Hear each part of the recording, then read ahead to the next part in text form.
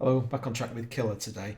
And it turns out that for the first time in about 2 months, I went back and had a look at my old videos and was staggered at how long it's been that this one's just lain not being dealt with. I don't know quite why. I suppose my Groove Agent tutorial series um, swallowed a lot of December. And I feel like a bit of a fraud because the song's actually finished.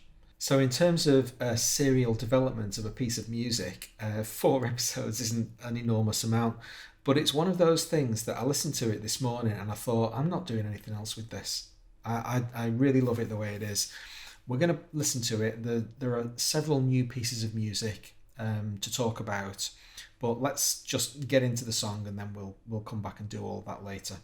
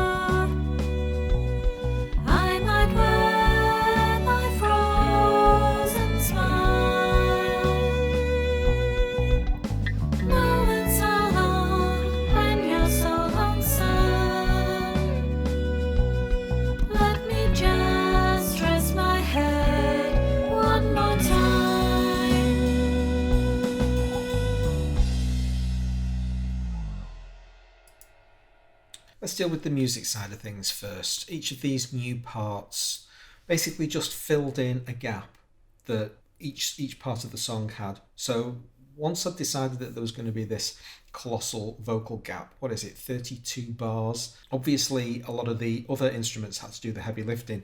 The guitar is now sat right on top of the mix, and it's my favourite thing. Well, no, it's my second favourite thing in the song. I think Pauline's vocals are stunning, absolutely stunning.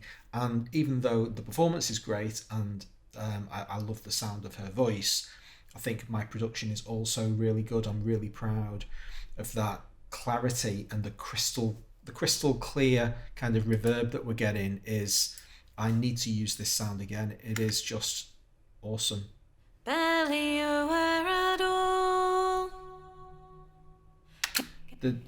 length of time that the reverb lasts is just kind of perfect, and then when the next phrase starts, it's completely clear. We've got the sidechain ducking thing going on off the compressor to pull the reverb down when she's singing, and I'm just really proud of it. I think it's great. So that, plus the guitars, which are also like I say, sat right up there. And I've just come to accept that there are a few kind of fluff notes in there. There's that massive hiss going on. I've just not taken anything away, because in the mix it sounds great. I was reading a Sound on Sound magazine this weekend, and there's one of these, 21 tips on how to produce better, blah blah blah. And one that really resonated with me was, don't worry too much about artifacts in your live playing, in your guitar sound, or whatever it might be.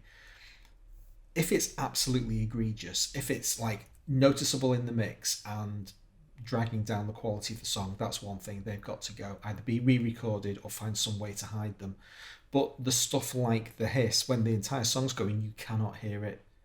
And if I start taking that stuff out, I'm taking frequencies away that when I listen to it in the song, I just don't want to touch it. It feels like glass that, I've accidentally found a sound that I love. I think this is my favourite produced piece of music to date, to the extent that I've just called time on it. I've said I'm not doing any more, I'm not touching a goddamn thing, because I could very easily spend the next 2 weeks buggering it up, and I'm just not going to do that. So I slapped Ozone on it today. I've left Ozone completely alone. I always do the learn threshold thing on the maximizer to play it through the song and get the levels right for your minus 14 dB LUFS. That's essential because it's getting uploaded to YouTube. But other than that, I've just said no. I can't find a single thing to fix in the song. And so while I'm waiting for my ears to improve, over the course of time, as I do more fine-tuned EQ work or compression work or whatever it is, and start to find ways to reliably and safely sculpt my mastered sound, my final production, I'm not touching this one. Each of the other sounds, we've got this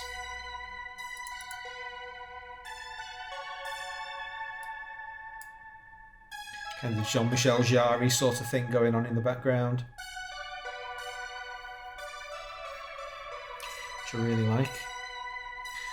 This ARP thing, I was playing around with I can't remember what else I was doing, but I was doing something else, and I stumbled across this sound, and I just heard this chugga, chugga, chugga, chugga, chugga, and I thought, that is exactly what Killer wants. Meteorite hurling towards Earth.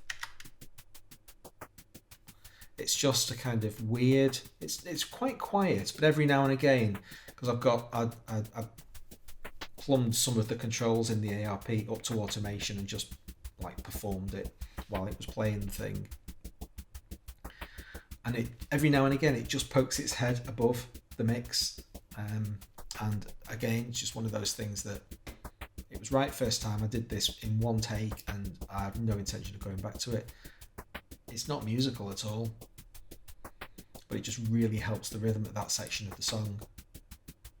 Came up with this kind of, it's basically mirroring the melody, this violin line.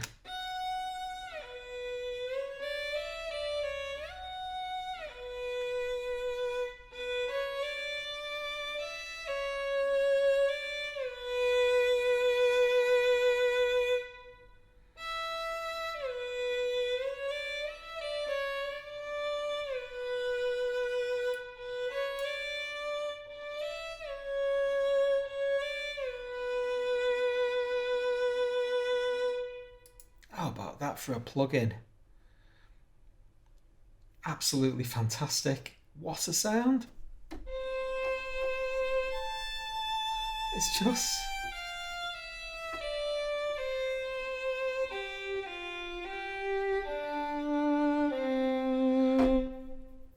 I'll be using that again. Stumbled across it completely by accident, knew I wanted a violin sound, had a look in Media Bay, couldn't find anything that was quite pulling it for me, and I thought, well, there must be something in Contact. So there it is, Stradivari violin. Yes, absolute result. The drums, with the exception of a little bit of mixing, I've kind of left them to it. I had previously, I'd panned the toms and got them largely in place in the mix. The one thing I did do was press the magic button in Groove Agent to export the entire drum kit to Cubase. So I've not done that before. I actually didn't know it was there until I did my Cubase tutorial, and when I found it I was just like a pig in shit. So it gives me these overheads, rooms, the resonance, all of the stuff that I just kind of ignored in the past. I've got all of those mixed into the song, and they really make quite a big difference. So if I get the, let's find a bit of drums.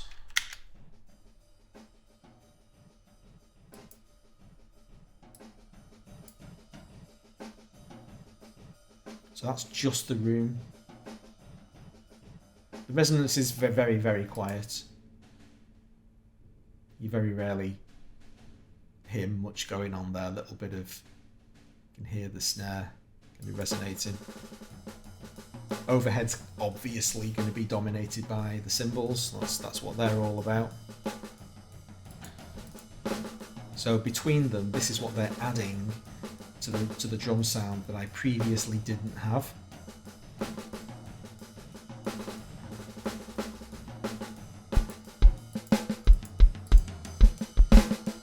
And that's the entire kit.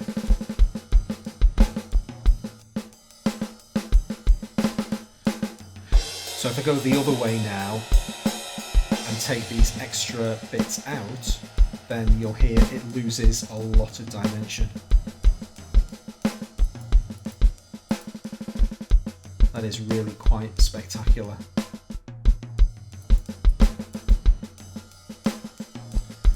So if there's been a level up in this song, it's use what Groove Agent gives you. Use what your drum module of choice. If they're pre-mixed drums, where you've got an entire kit preset into the module, use as much as you can. I was literally just abandoning this stuff and directing the main drum sounds that I was using straight to Cubase and ignoring all of this fantastic extra flavour I had. So the drums just really went to the next level. And perhaps actually, this is the first time I've thought about this, it might be that sudden and dramatic overall improvement in the quality of the song by the drums just having so much more breath and space that's made me think, right, don't touch a thing. My ears aren't good enough to know how to make that any better. It's probably going to have to be a lot of trial and error and breaking things and making things worse in order to get them back. Not this time. This song is going out as it is. And I think more generally that's an approach that I seem to take with music writing anyway. I have an ebb and flow of kind of technical enthusiasm. Sometimes I want to learn a new trick. And to be absolutely fair, I have, during the course of the writing of this song, with my vocal reverb, ducking, and the proper use of drum mixing, that's enough. And I can use that as a foundation when I go on to work on my next song. I'll be able to start from there, and then over the course of the composition, make more effort to improve the next step, learn a new thing that I can apply. I think it's 11 and a half months, something like that, since I released my first song on this channel. So just got 12 within a year, which was my original aim, although that's got nothing to do with the speed with which this song's being completed. That was just this is what's happening. And it was only when I went back and had a look at some of the date stamps that I realised that it had been so long since I've actually done anything on this episode. So there you go, Killer, finished, number 12 in the book. Hope you enjoyed it. Hope you enjoyed the series. If you did, please consider subscribing, hit notifications. You'll be sure not to miss my other content. I hope to see you there. Thanks a lot.